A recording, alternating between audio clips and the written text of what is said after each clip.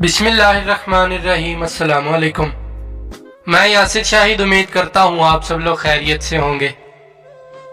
हज़रत सहीब और हज़रत अमार रज़ी अल्लाह अन्हुमा दोनों आप सल्लल्लाहु अलैहि वसल्लम की खिदमत में हाजिर हुए। आपने दोनों को अपने पास बिठाया।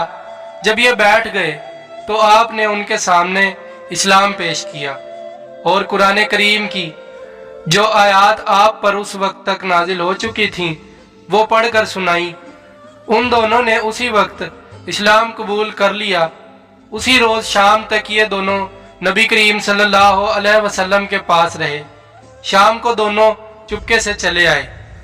हज़रत अमार रज़ी अल्लाह अन्हा सीधे अपने घर पहुँचे तो उनके माँ बाप ने उनसे पूछा कि दिन भर कहाँ थे। उन्होंने फ़ौरन ही बता दिया कि वो मुसलमान हो चुके हैं। साथ ही उन्होंने उनके सामने भी इस्लाम पेश किया और उस दिन उन्होंने कुरान पाक का जो हिस्सा याद किया था वो उनके सामने तलावत किया। उन दोनों को ये कलाम बेहद पसंद आया। दोनों फौरन ही बेटे के हाथ पर मुसलमान हो गए। इसी बुनियाद पर नबी करीम सल्लल्लाहु अलैहि वसल्लम हज़रत अमार बिन यासिर रज़ी अल्लाह अन्हा को अल तैयब अल मुतैयब कहा करते थे, यानी पाक बाज और पाक करने वाले। इसी तरह हज़रत इमरान रज़ी अल्लाह अन्हा इस्लाम लाए तो कुछ अरसे बाद उनके वालिद हज़रत हसीन रज़ी अल्लाह अन्हा भी मुसलमान हो गए। उनके इस्लाम लाने की तफसील यूँ है। एक मरतबा कुरैश के लोग नबी करीम सल्लल्लाहु अलैहि वसल्लम से मुलाकात के लिए आए। उनमें हज़रत हसीन रज़ी अल्लाह अन्हा भी थे। कुरैश के लोग तो बाहर रह गए, हसीन रज़ी अल्लाह अन्हा अंदर चले गए। नबी करीम सल्लल्लाहु अलैहि वसल्लम ने उन्हें देखकर फरमाया, उन बुजुर्ग को जगह दो। जब वो बैठ गए तब हज़रत हसीन रज़ी अल्लाह अन्हा ने कहा, ये आपके बारे में हमें कैसी बातें मालूम हो रही हैं? आप हमारे माबूदों को बुरा कहते हैं। नबी करीम सल्लल्लाहु अलैहि वसल्लम ने इरशाद फरमाया, ए हसीन, आप कितने माबूदों को पूजते हो? हज़रत हसीन रज़ी अल्लाह अन्हा ने जवाब दिया, हम 7 माबूदों की इबादत करते हैं। उनमें से 6 तो ज़मीन में है, एक आसमान पर। उस पर आपने फरमाया, और अगर आपको कोई नुकसान पहुंच जाए तो फिर आप किससे मदद मांगते हैं? हज़रत हसीन रज़ी अल्लाह अन्हा बोले, इस सूरत में हम उससे दुआ मांगते हैं जो आसमान में है। ये जवाब सुनकर आपने फरमाया,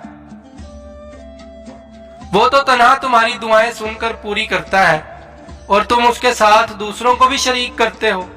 ए हसीन, क्या तुम अपने इस शिर्क से खुश हो? इस्लाम कबूल करो, अल्लाह ताला तुम्हें सलामती देगा। हज़रत हसीन रज़ी अल्लाह अन्हा ये सुनते ही मुसलमान हो गए। उसी वक्त उनके बेटे हज़रत इमरान रज़ी अल्लाह अन्हा उठकर बाप की तरफ बढ़े और उनसे लिपट गए।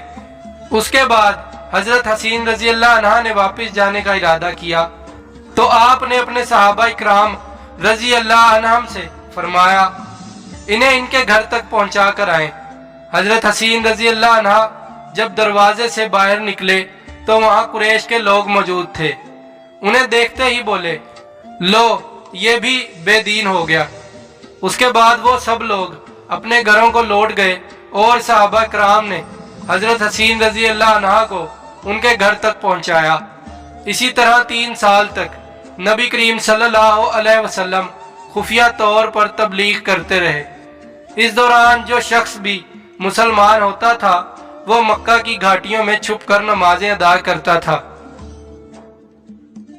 फिर एक दिन ऐसा हुआ कि हज़रत साद बिन अबी वकास रज़ी अल्लाह अन्हा कुछ दूसरे सहाबा के साथ मक्का की एक घाटी में थे कि अचानक वहां कुरैश की एक जमात पहुंच गई।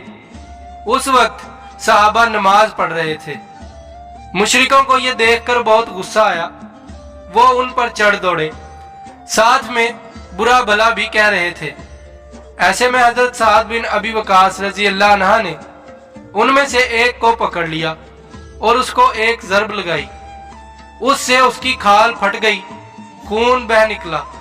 ये पहला खून है जो इस्लाम के नाम पर बहाया गया। अब कुरैशी दुश्मनी पर उतर आए। इस बिना पर नबी करीम सल्लल्लाहु अलैहि वसल्लम हज़रत अरकम रज़ी अल्लाह अन्हा के मकान पर तशरीफ ले आए ताकि दुश्मन से बचाव रहे।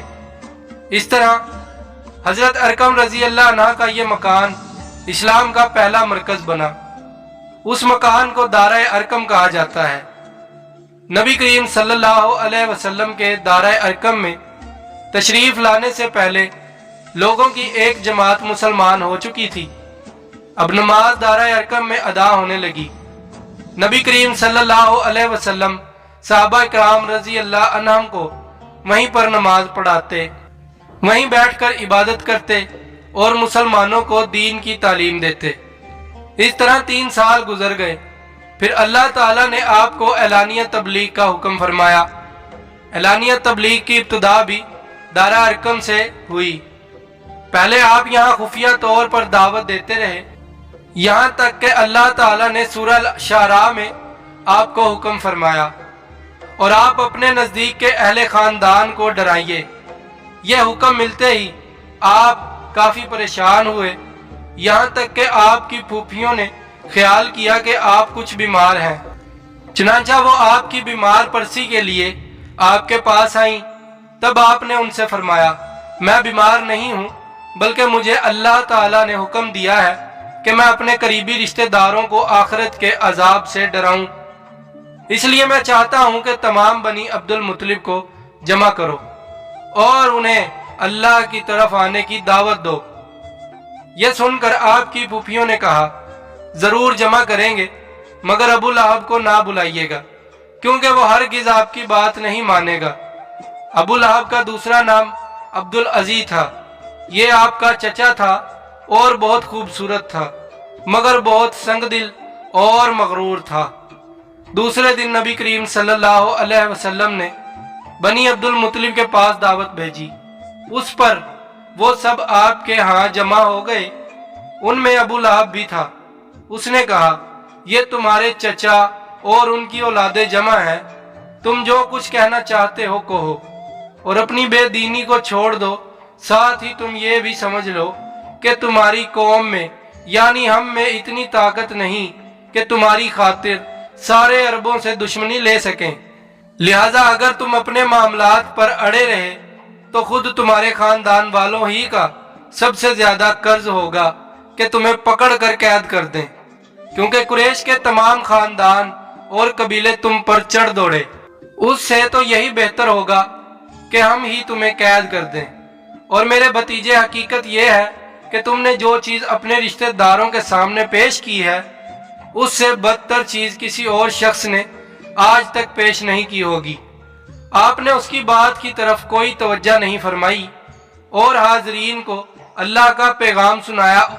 आपने फरमाया, ऐ कुरैश, कहो अल्लाह के सिवा कोई माबूद नहीं और मोहम्मद अल्लाह के रसूल हैं।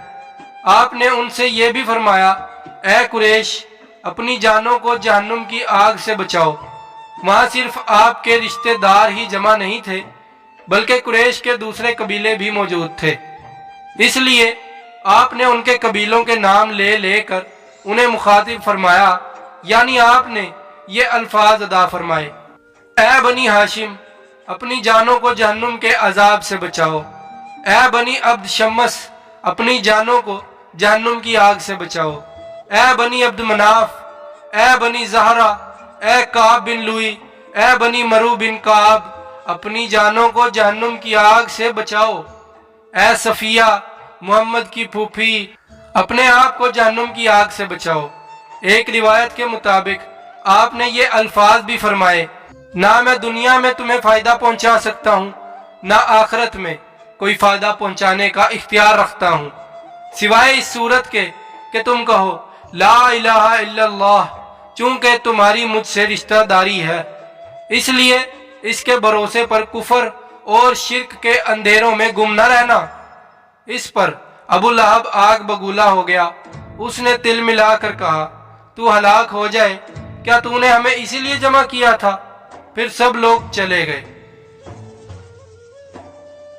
नेक्स्ट पार्ट देखने के लिए हमारी वीडियो को लाइक, शेयर, कमेंट, चैनल को सब्सक्राइब और बेल आइकन को लाजमी प्रेस कर दें ताकि आने वाली हर वीडियो का नोटिफिकेशन सबसे पहले आप तक पहुंच सके। अपना اور اپنے پیاروں کا خیال رکھیے گا۔ اللہ کی امان میں، اللہ حافظ۔